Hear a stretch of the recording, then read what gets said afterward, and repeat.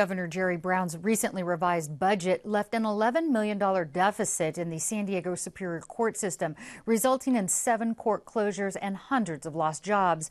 But as my guest, Dave Maass of San Diego CityBeat, first discovered, the judges' lavish car allowances are still intact. Dave, you broke this story earlier this week. How much money are we talking about? What is a judge's car allowance? Well, a regular Superior Court judge gets about $575 a month for a car allowance. That's more than $6,000 a year. If you're a supervising judge or presiding judge, you get $675 per month. But spread out over all of the judges and administrators here in San Diego, how much does that work out to a year? Over the 126 judges and 9 administrators, it comes to more than $960,000 a year. So close to $1 million that we're paying out in car allowances. How did this perk come about?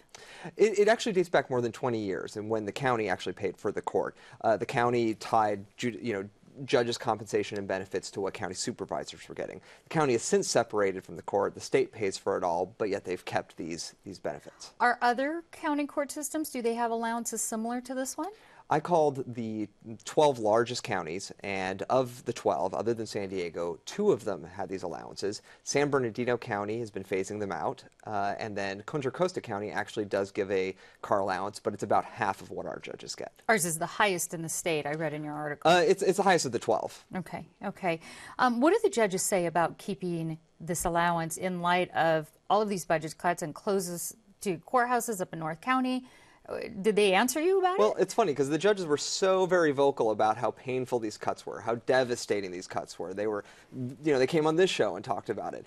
But when you try to get them on the phone to talk about their own compensation, their own allowances, silence. I couldn't get the chief executive on the phone. I couldn't get the Superior Court presiding judge on the phone. The executive officer did talk to the UT, I believe yesterday or the day before, and he said, well, we haven't reached that point yet.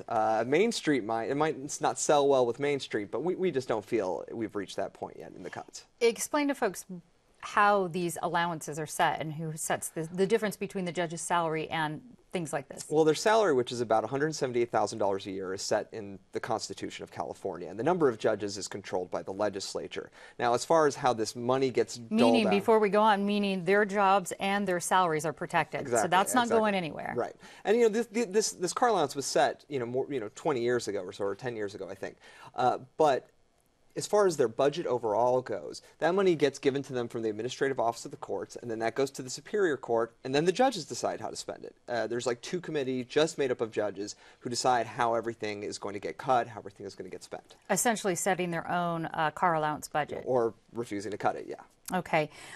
What about other lawyers here in town and legal associations? Were they willing to talk to you about this? A lot of the lawyer groups that I spoke to were very reluctant to say anything. And a lot of the lawyers I called did not want to be on the record having an opinion on it.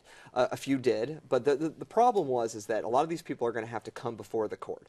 And they don't want to be in front of a judge who is looking at it and saying, well, this person tried to take $6,000 away from me a year or $8,000 away from me a year. So they were really, really reluctant to say anything, even though they've decried the cuts overall. We had a listener respond to your report that said, this is sort of a non-issue. I mean, this is something that could attract better judges to the bench, and we shouldn't worry about it. People say that about all levels of things, whether you were talking about soldiers, soldiers getting attracted to, private security groups or, not being able to attract good city council members. But ultimately, people don't become judges because they want to make a lot of money. They become judges for the prestige, because they feel they're drawn to community service or, serving in civic society, some to the power, I guess. But I don't think that's really a consideration, because what some of these, lawyers are making in the private field, there's no way taxpayers could ever afford it. All right. What, if anything, can there be done about these allowances? Will there be public pressure? Well, there's a few hearings coming up. You can go to the Superior Court website and look at the hearings as they're discussing closing the South County and the East County courthouses. So you could go and kick up a fuss there.